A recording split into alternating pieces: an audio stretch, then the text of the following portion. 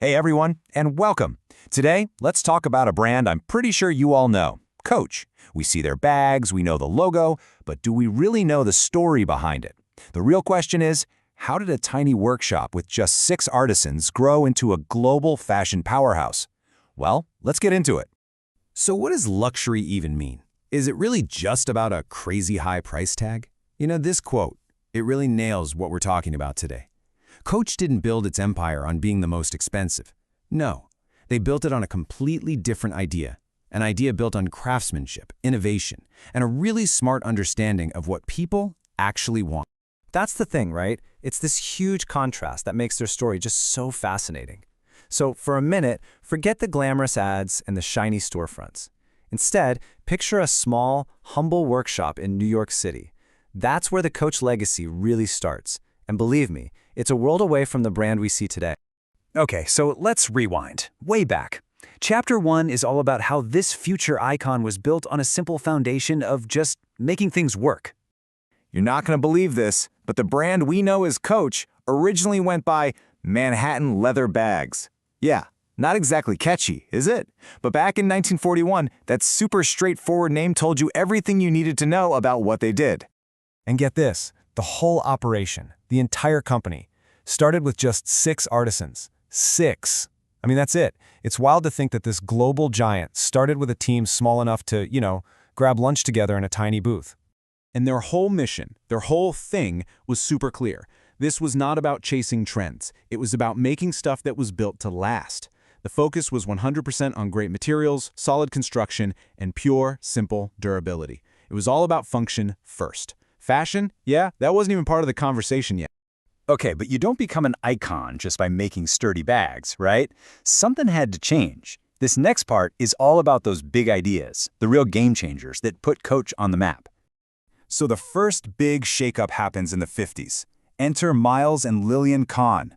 They looked at that little workshop and saw something huge, and they brought a vision that was about to change everything. Okay, and this part?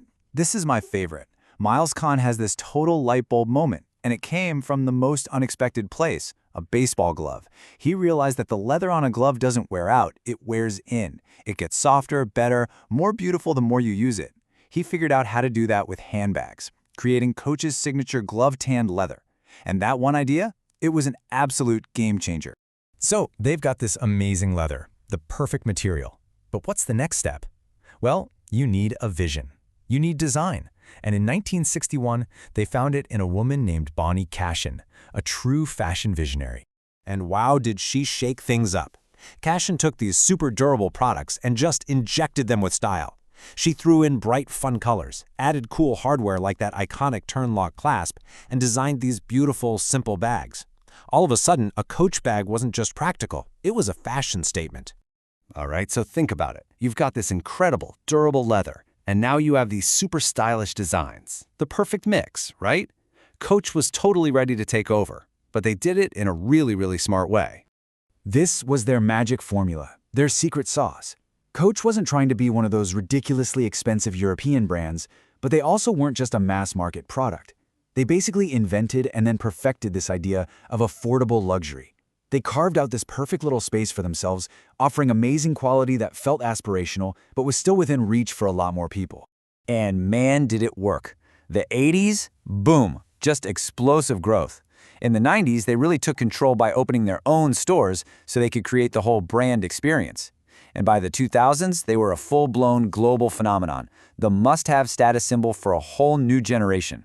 But you know how these stories go. When you're on top of the world, things can get complicated. The brand that seemed like it could do no wrong was about to hit a major wall. It's the classic question, isn't it? When you're that big, can you actually keep it up forever? Well, for Coach, the answer was not without a fight. So by the 2010s, the shine was starting to wear off. They were kind of becoming a victim of their own success. You started seeing Coach bags everywhere, and that made them feel a little less special. Plus, all the heavy discounting at outlet stores started to cheapen the brand's image, and fashion was changing. The perception was starting to slip. But here's the thing about Coach. Instead of just fading away, they staged this incredible comeback. They had a 4-step plan, and it was pretty brilliant. First, they cut back, way back on all the discounts. Then they went back to their roots, reminding everyone about their amazing craftsmanship.